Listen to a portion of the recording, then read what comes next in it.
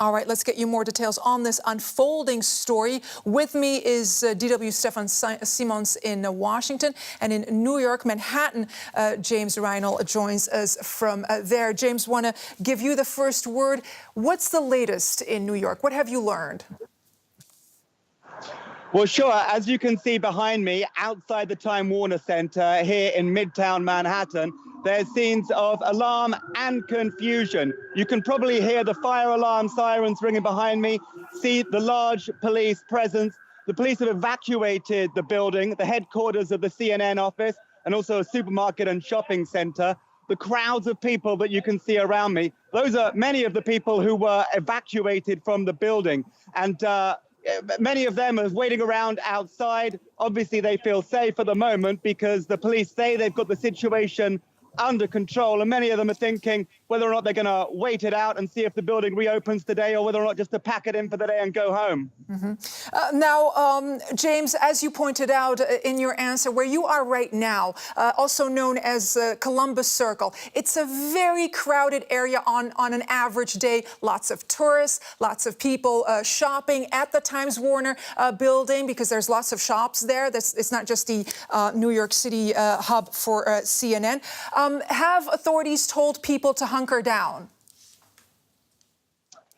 Yeah, as you say, it is a busy tourist area. Obviously, it's in Midtown Manhattan. It's a very important building and shopping center.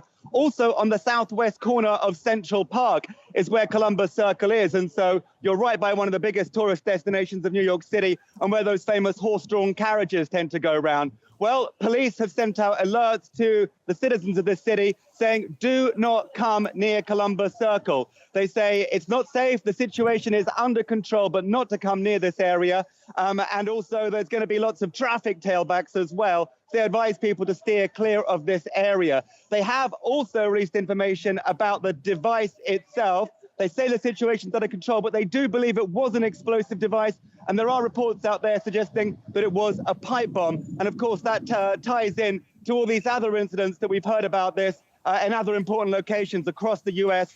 coming up to these midterm elections. All right, James, stand by. I want to go to Stefan now in Washington, D.C. Stefan, the initial reports coming out when this story started to break was that the White House had also been targeted.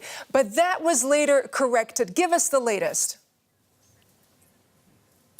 Right, we have a correction there, and straight from the Secret Service, which said that reports, and I quote here, that it intercepted a suspicious package sent to the White House are incorrect, end quote. So that was originally, as you said, reported by CNN, a victim of, in New York, of this suspicious device sending to them, as James just reported. But this is now clear. There was no suspicious package sent to the White House, or at least the Secret Service did not intercept one. However, one addition to what James just reported, because it is important in terms of the investigation, law enforcement officials now coming out saying that the suspected package, as James reported, sent to CNN New York, indeed contained something like a pipe bomb, or what is simulated a pipe bomb. But this device appeared, say those law enforcement officials, to be similar to the explosives sent to the home of George Soros, the liberal billionaire in New York, to the Clintons in New York, as well as to the Obamas here in Washington, D.C. So why am I mentioning this is because this, of course, strongly indicates that all of this, what we reported for the last few hours here, is connected. One more detail in terms of the device or package which was sent to the CNN center, that was addressed to John Brennan. John Brennan, if you remember, is a former CIA director and an adamant critic of President Trump.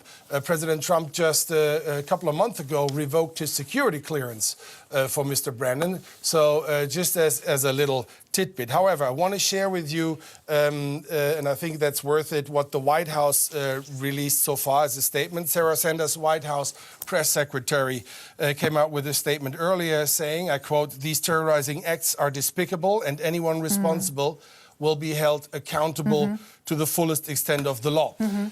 We have not heard from Donald Trump yet. The president normally quick to Twitter to tweet out what he thinks or how he assesses the situation. That hasn't happened yet.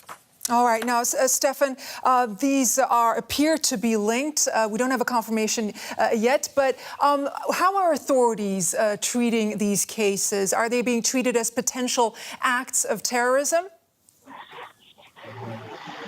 Yeah, this is, I think it's a sure bet to assume that this is going to be treated as coordinated and sent to the, if you consider the people who were supposed to be the recipients of those packages, that authorities will here classify this as domestic terrorism or an attempt of terrorism. And in this case, it will be investigated that way. That means a lot of manpower and intelligence will go into this. There are several agencies involved in the investigation. It's not just the Secret Service, which intercepted those packages. It's now the FBI, of course. It will probably get support from other agencies like ATF or NSA, for example, also, right, to get to the bottom of this. All right. Now, James, I want to go back to you in Manhattan. What's the situation there? Because I can see that the cars behind you are already starting to move. Is the area no longer cordoned off? No, the cordon does still seem to be maintained. I mean, there's obviously a lot of movement and activity here. The crowds are moving around and shifting slightly, but no, the police presence is still here. And as we understand it, there's been no immediate change in the situation here. The Time Warner Center is still under lockdown as the police investigate exactly what is the nature of the explosive device that was sent there this morning. All right, James Reinl reporting from Manhattan. Please keep us posted on the latest. And DW's Stefan Simons in Washington will catch up with you as well a little later this evening.